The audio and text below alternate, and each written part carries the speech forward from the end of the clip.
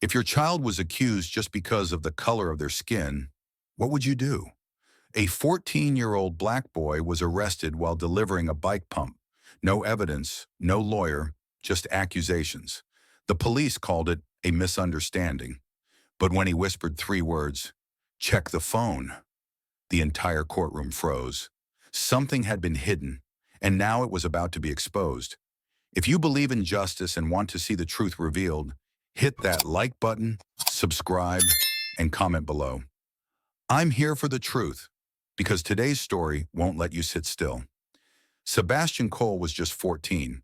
He pedaled his old bike through the narrow streets of North Bay, delivering a tire pump to his cousin, Gabriel Vaughn, who was working the night shift at the Drift Bar Lounge. It was getting dark. His hands trembled slightly from the chill, but his eyes still shone bright, as if believing fairness still existed somewhere out there. But only 5 minutes later, that fairness vanished completely. A sudden scream, the sharp crash of breaking glass, and a masked man sprinting past Sebastian, knocking him down hard onto the sidewalk, blood seeping from his scraped knee. No one asked if he was okay. Within moments, ice-cold handcuffs snapped around his young wrists. A policeman, nameless, faceless, without reason, just muttered, "We identified you by your shirt and the bicycle." Sebastian looked around desperately. No one spoke.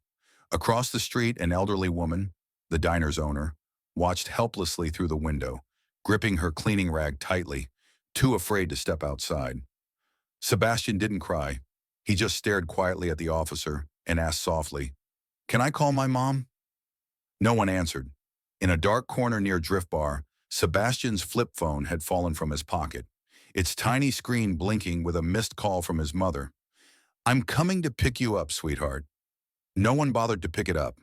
In a system deliberately designed to turn a blind eye, an innocent child doesn't even have to do anything wrong to be convicted. And from that very moment, not only Sebastian, but his mother, attorney Victoria Langley, and an entire society that prides itself as civilized, were forced to face a haunting question. Who will rise when justice decides to turn its back? A chilling click echoed sharply as the cuffs snapped shut around Sebastian's wrists. The nauseating mixture of metal and burnt plastic from the fallen bike nearby filled his lungs. The police officer didn't ask his name, didn't check his student ID, didn't call a guardian. All he needed were three things: black skin, a hoodie, and being close enough to the scene. The towering officer shoved Sebastian into the patrol car, slamming the door shut as he announced into his radio, "Suspect in custody. Black male, about 14, black hoodie. Matches eyewitness description." Eyewitness, no one had actually seen the robbery. Just a scream, a fleeing shadow, and a boy standing nearby. Enough to become a truth in the eyes of those holding power. At the station, Sebastian was kept waiting nearly 3 hours. No food, no family, no explanations. On the wall hung the familiar words, "To protect and serve." Sebastian stared at them until exhaustion blurred his vision. Meanwhile, the officer who'd arrested him quietly erased street camera footage from the record. Footage clearly showing someone else, older, wearing bright red sneakers, leaving the scene a full 90 seconds before Sebastian had even arrived. But that footage no longer existed. At that exact moment, Sebastian's mother, Anastasia Bennett, burst into the station, clutching her son's phone. Her hands shook as she opened it, revealing a message sent at 8:09 p.m. "I'm waiting outside Drift Bar. Gabriel hasn't come out yet." The message was sent 4 full minutes before the robbery took place. No one at the station noticed, or perhaps they chose not to see. And Sebastian? He just sat there, eyes hollow, and for the first time in his life, he thought to himself, "Maybe I'm not someone worth believing." The heavy iron door slammed shut behind Sebastian with a bone-chilling bang, not at the police station, but in a grimy, forgotten back room of Oak Ridge Fuel Stop, an abandoned gas station once notorious for illicit contraband, dragged here under the cover of darkness. No lawyer, no mother. Just flickering fluorescent lights, stale smoke, and one question repeated relentlessly. "Tell us, who put you up to this?" A sudden punch to his chest doubled him over. "I was just delivering a bike pump." his voice cut off by a violent slam of fists onto the table. You think you're clever, huh? Quit playing innocent. Sebastian didn't cry, but his body trembled, not from pain, but from helplessness. For the first time, he understood that terrible feeling, not born from fear, but from the crushing reality that no one believed him, even as the truth burned fiercely within his chest. Outside the interrogation room, a younger officer wearing glasses stood silently behind a blurred glass window, hesitating. He watched Sebastian struggle, but then turned and walked away. At that exact moment, had just one person stepped forward, had just one voice said, "Enough," everything might have changed. Outside in the chilly night, Anastasia still waited desperately, holding the phone containing her son's message. But no one allowed her in. Exhausted, she sank onto the cold steps, wrapping her coat tightly around her shaking legs, whispering over and over like a prayer. Please, someone just see him. Dear God, all it takes is one person to see. Inside, Sebastian pressed his lips tightly together. A tiny drop of blood trickled from the corner of his mouth onto the old phone hidden in his hoodie, the one thing capable of proving his innocence. But nobody asked for it. Sebastian didn't know it yet, but soon that same battered phone would become the spark powerful enough to shatter an entire system built on lies. As Sebastian lay slumped in the interrogation room, his flip phone slipped quietly from his hoodie, gently hitting the cold, hard floor. The screen still glowed faintly, displaying one final message from Gabriel Vaughn, clearly visible. Deliver the pump and head straight home. Don't linger near Drift Bar. There's trouble brewing tonight. Evidence. Clear. Undeniable. Yet Dominic Hayes, the officer in charge of the investigation, barely glanced at the screen. He picked up the phone, slowly turned it in his hand, and then casually placed it into a locked metal drawer. Irrelevant, he muttered coldly, as if that phone didn't hold a child's life, as if a few letters and words couldn't possibly save anyone. Without ever examining the device further, he swiftly signed the charge report. From the doorway, a younger officer, Everett Sinclair, watched silently, his eyes flickering nervously between Dominic and the boy, lying helpless inside. Didn't you see the text message? Everett finally asked, voice trembling slightly. Dominic spun around sharply, eyes piercing. You want to lose your job, Sinclair? This case needs to close fast. There was no phone. Got it? At that moment, a decision was sealed, not by justice, but by the chilling indifference now officially sanctioned. Outside in the parking lot, Anastasia still waited in the freezing air. She gently pulled off her headscarf, handing it to the homeless woman shivering beside her, even though her own body shook uncontrollably. If they won't listen to me, maybe they'll listen to you, she whispered, voice breaking, not from the cold, but from a belief that was slowly dying out, like the fading twilight. Inside that darkened drawer, the phone lay silently, a piece of evidence no one would dare touch, a child whose voice was slipping away, and a system that had just extinguished his only chance.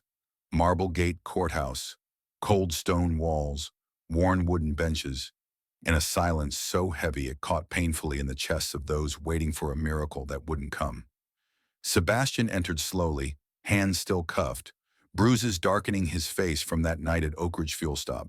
He didn't dare look up, not from fear but from shame that his mother, Anastasia, had taken out a high-interest loan just to rent an old suit from Rose Hollow Pawn Shop.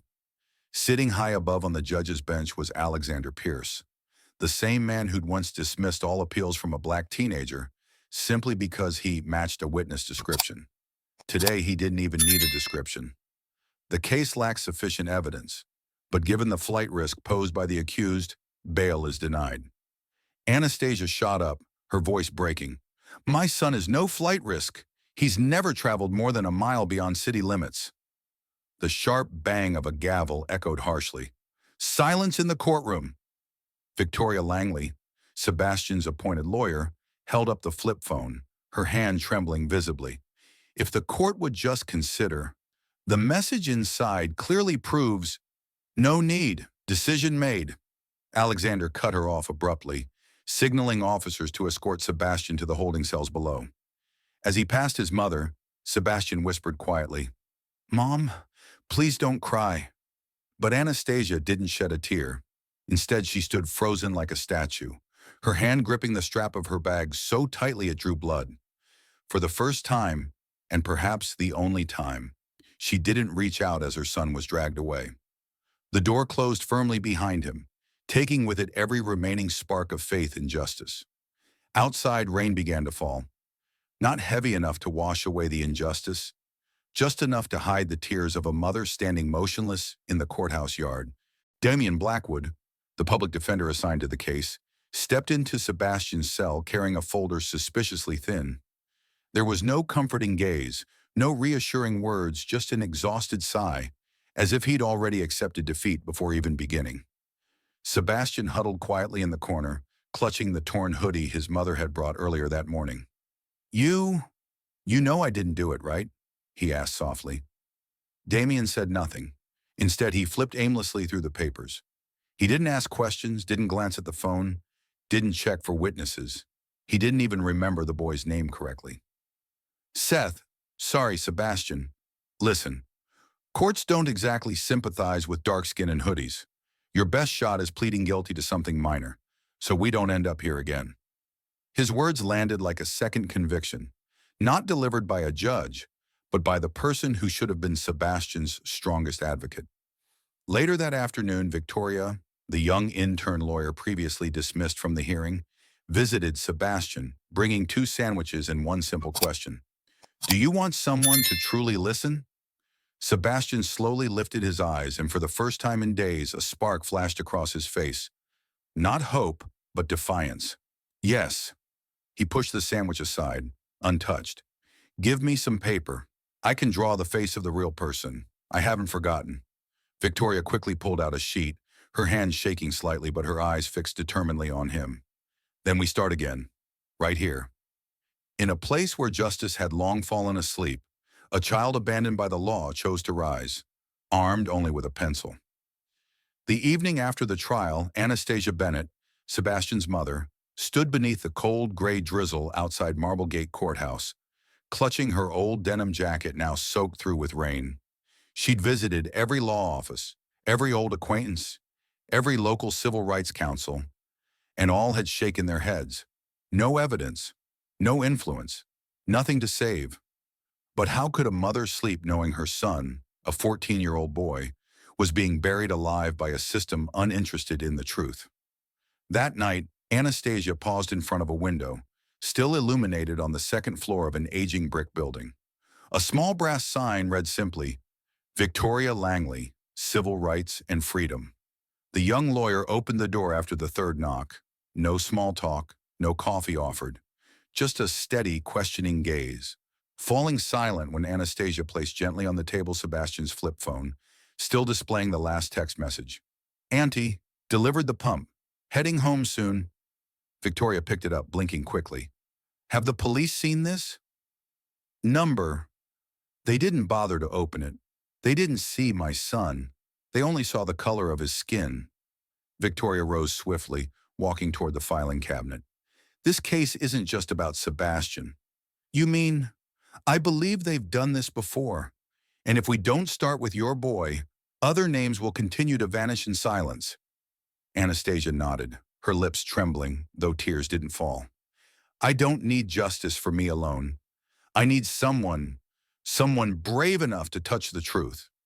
That night there were no miracles, but quietly in that modest room, a decision was made, a choice that would soon awaken an entire city from its silent slumber. Victoria Langley wasn't just a lawyer, she was someone who'd once been forcibly removed from City Hall for protesting a wrongful conviction against a young black boy in East Glen Hill the year before.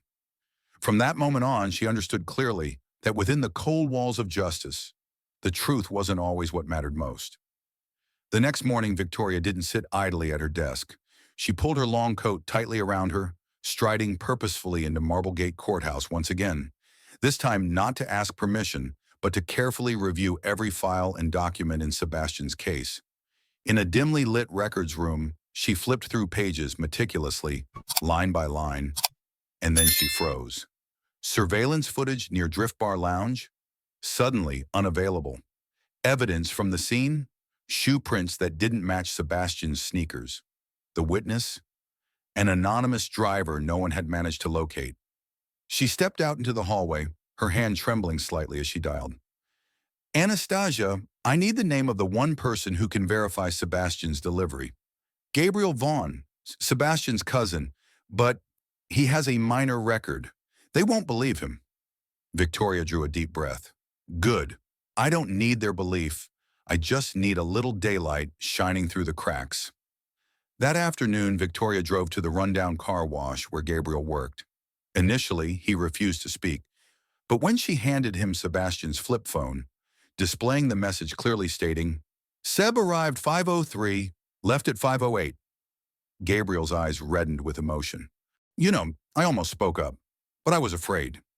Now is the moment to decide, stay afraid or speak the truth. In that instant, Victoria didn't see someone with a criminal past. She saw a man burdened by the fear of invisibility, just like Sebastian, just like so many others. And it was precisely then she made a promise to herself. This case wouldn't simply save one child. It would expose the entire system that swallowed countless unseen children, silently day after day. On the day of the hearing, Victoria Langley stepped into Marblegate Courthouse with a worn folder in one hand and an elderly man trembling slightly at her side. It was Theodore Wells, the old gas attendant from the defunct Woodvale station. On the stand, his voice was gravelly but steady. I saw that boy. He wasn't running. He stopped, nodded at me, then walked in the opposite direction from where the robbery happened. The courtroom fell into a stunned silence. For the first time, people turned to one another, sensing that this case wasn't as simple as the headlines had claimed. Victoria paused. Then she held up the flip phone, displaying a location-stamped message sent from the gas station at 5:06 p.m., perfectly aligned with Theodore's testimony. We have a witness, we have a timestamp, and we have every reason to question the integrity of this investigation. But from his bench above, Judge Alexander Pierce barely glanced at the evidence before saying coldly, testimony without physical corroboration carries no legal weight.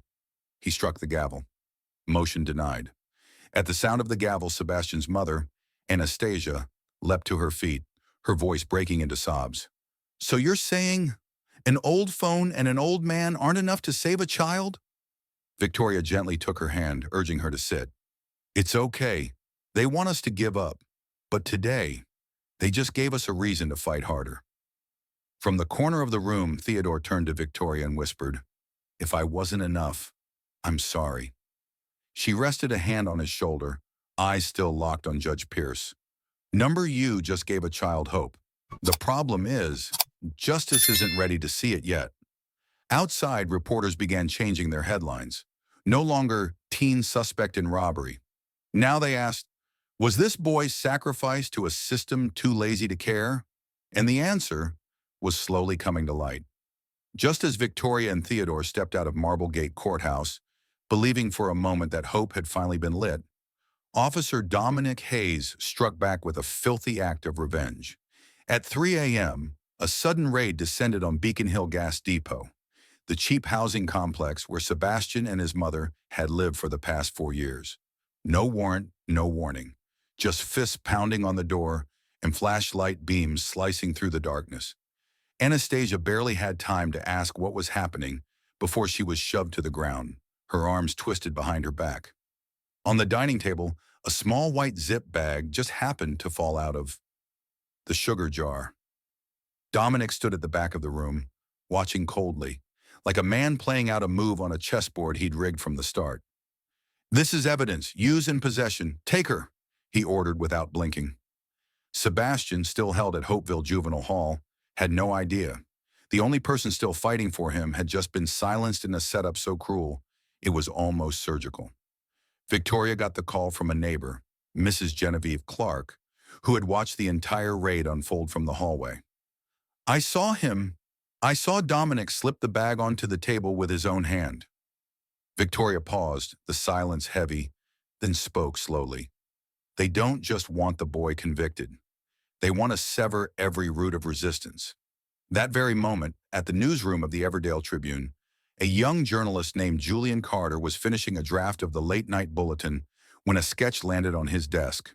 A child's drawing of a boy, a flip phone, and scrawled in blocky letters, Check my phone. No one knew then that this childlike doodle would ignite a firestorm, one that would rip through the walls of an entire broken system. And Victoria, she knew what had to be done.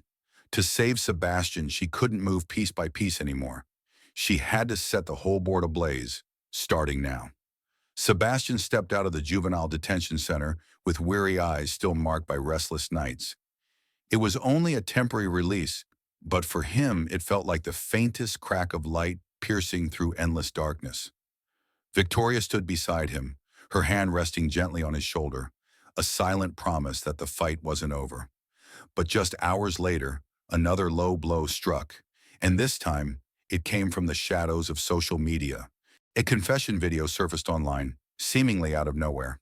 In it, a voice eerily similar to Sebastian's said, "I did it. I'm sorry." The video was crudely edited, pieced together from old footage of the night he was arrested, showing him explaining something to the police. Viewers didn't notice the discrepancies. They saw what they were primed to see: a criminal who had just slipped through the cracks, now confessing everything. Behind it all was Dominic Hayes. He released the clip at the perfect moment, weaponizing public emotion before Victoria could present any counter-evidence. Sebastian was summoned back for questioning, this time under the heavy weight of public outrage. On the way home, a stranger hurled a cup of coffee at him, snarling, "Think you fooled us, huh, punk?" Victoria stood frozen as she rewatched the video. She knew instantly it was audio manipulation, but in the court of public opinion, once trust collapses, truth becomes irrelevant. So she went to Julian Carter, the young journalist digging into Dominic's dark playbook. She laid a worn audio recording on his desk, a clip of Sebastian reciting a heartfelt poem to his mother during a school event. His real voice, pure, clear, unmistakably his. "This is his real voice," she said, her own voice shaking. "We're not just proving his innocence anymore. We're exposing a system that's manufacturing guilt with stolen sounds." And that was the moment a counterstrike began to take shape.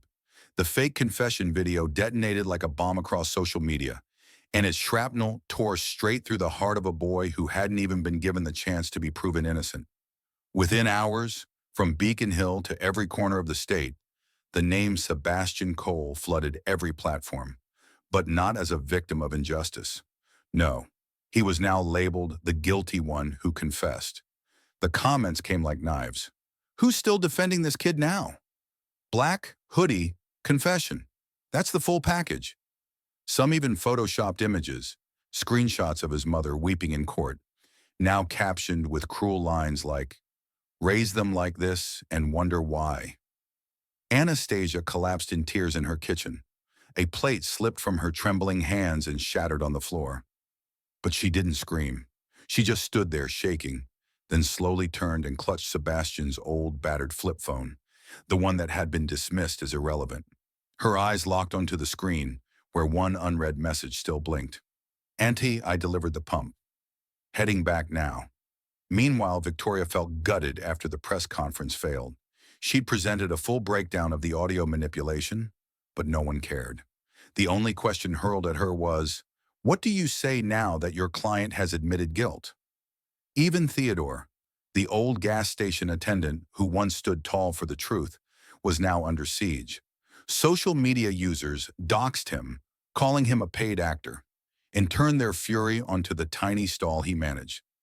That night, someone splashed red paint across his cracked sign and scrawled, "Defend a criminal? Let's see how you survive." Back in his cell, Sebastian stared at his trembling hands. He wasn't shaking out of fear. He was realizing that justice was now dictated by likes, shares, and blind belief, not by facts. And from this moment forward, the battle wasn't just between a lawyer and a courtroom. It was between a 14-year-old boy and an entire world that had already made up its mind. It was a morning like any other at the dusty old art studio at the end of Woodmere Street.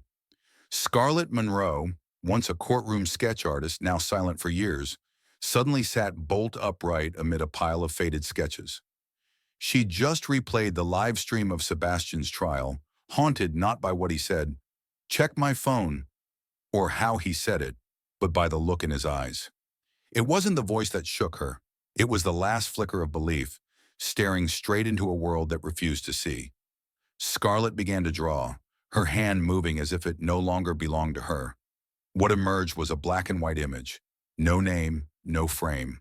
A boy in cuffs, a flip phone lying near his feet. The words "check my phone" scrawled in shaky, urgent strokes. Less like ink, more like a scream etched into the page from the depths of injustice. She didn't call the media. She didn't sign her name. She simply placed the painting outside Marblegate Courthouse at dawn, while mist still cloaked the ground. And then social media did the rest. By nightfall, the image had gone viral. Under the hashtag number sign #CheckMyPhone, thousands of young people posted photos of their old phones, captioned with, "If one message can prove someone's innocence, why ignore it?" The public, once vicious in its judgment of Sebastian, grew quiet, then curious, then questioning. Scarlett sat in front of her screen, watching a short clip go viral. A little girl holding a reprint of the drawing, standing outside her school shouting, "We deserve to hear the whole truth." No one knew who the artist was, but her silent act had triggered a shift, a psychological tremor that reminded the world, justice doesn't just live in courtrooms or behind badges, it lives in every person brave enough to stand when something's wrong. And for the first time, Sebastian's fight had an ally the system couldn't silence: the public conscience. As public opinion began to shift in Sebastian's favor, while the hashtag #CheckMyPhone continued to ripple through classrooms, coffee shops, and even the state legislature, hope seemed, at last, to be opening a door. But to Officer Dominic Hayes, hope was nothing less than a declaration of war. On a stormy night, Sebastian vanished from Maple Creek Shelter, the temporary safe haven where he'd been staying with his mother. No one saw him leave. No cameras recorded his exit. No screams were heard. In reality, he'd been hooded, bound, and dragged to Echo Watch Newsroom, an abandoned, half-burnt news station from a scandal in 2011. Amid smoke-stained walls and shattered keyboards, Dominic Hayes had rebuilt a confession room for the digital age. No overhead lights, just a single desk lamp glaring down, and one battered camera rolling. There were no masks left, no protocols, no more pretenses. Hayes beat him, screamed threats, promised to kill his mother. He shocked Sebastian with electric wires, over and over, just to force 3 words from his lips. "I did it." But bloodied and barely conscious, Sebastian whispered instead, "Check my phone." The words weren't loud, but in that suffocating room, they rang like a bell, one that awakened something long buried in the heart of someone watching.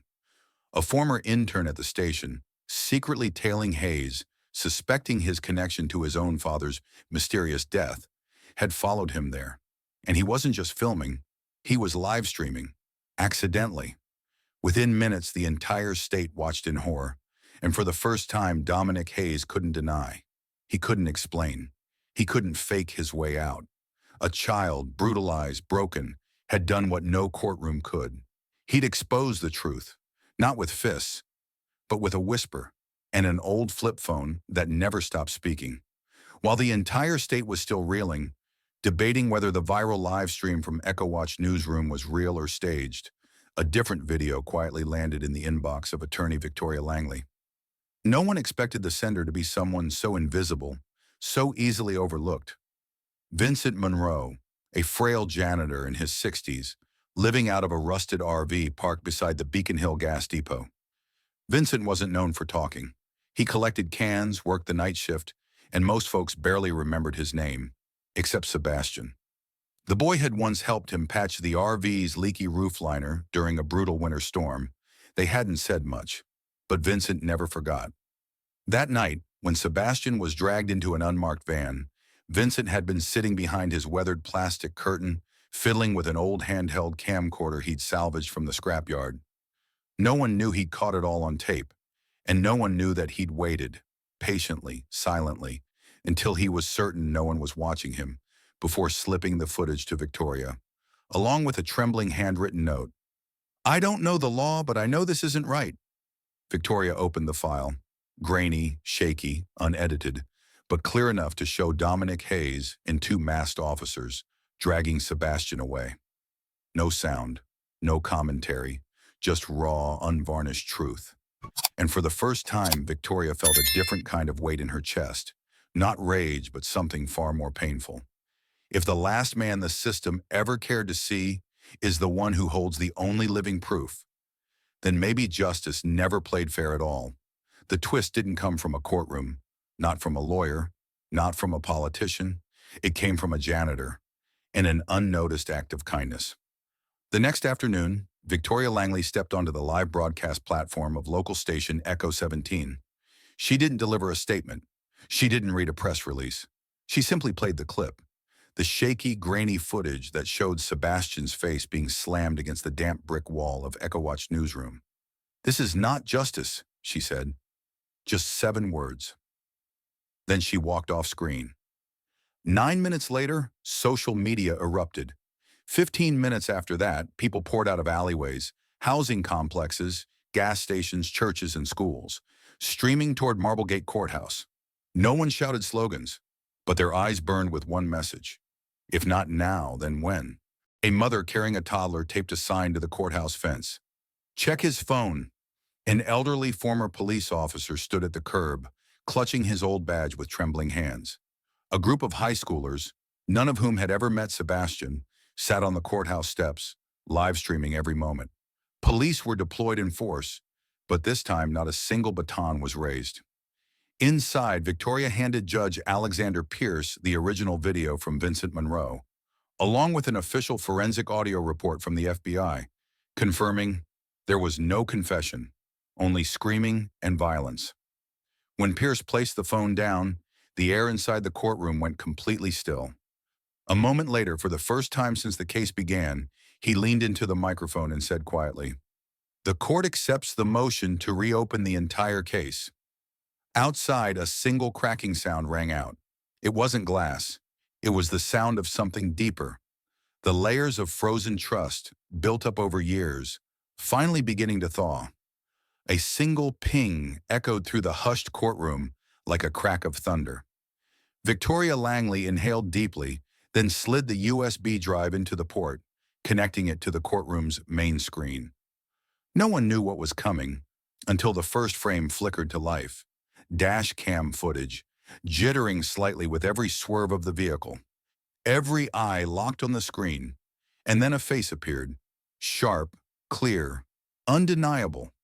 Everett Sinclair, wearing a gray hoodie, the real perpetrator behind the robbery on that fateful afternoon. Not Sebastian, but the twist wasn't over. In the lower left corner of the footage, a glint of metal, reflected in the rearview mirror, a police badge, and then a deep voice from the driver's seat. "Just do it. We'll handle the rest." Only then did Victoria speak, her hands trembling, but her voice steady. The man driving the car was Dominic Hayes, their cousins. The courtroom erupted, not with noise, but with a silence so thick it roared. Judge Alexander Pierce stood abruptly, his eyes darting behind his glasses, trying, failing, to mask the shock. The jurors exchanged looks, their faces ghost white. A woman in the back row broke into tears, not from pain, but from the overwhelming weight of truth finally punching through a wall of lies. Sebastian lowered his head. He didn't speak, but his shoulders trembled, and that alone spoke volumes. Anastasia Bennett clenched her hands so tightly, her nails drew blood. Through quivering lips, she whispered, "My son has finally been seen." In the back row, Scarlett Monroe pulled out her pencil, and beneath the powerful image that had become a symbol across the state, she added one final word: truth. No more explanations were needed, because the one thing no one dared believe had just been laid bare for the world to see.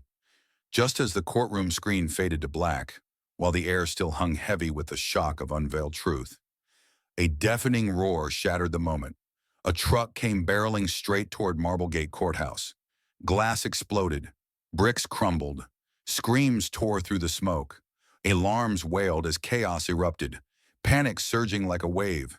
Files burst into the air like shredded lies no longer able to hide.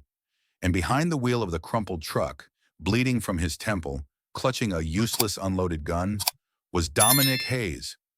A young officer instinctively reached for his holster, But before he could draw, Sebastian stepped forward.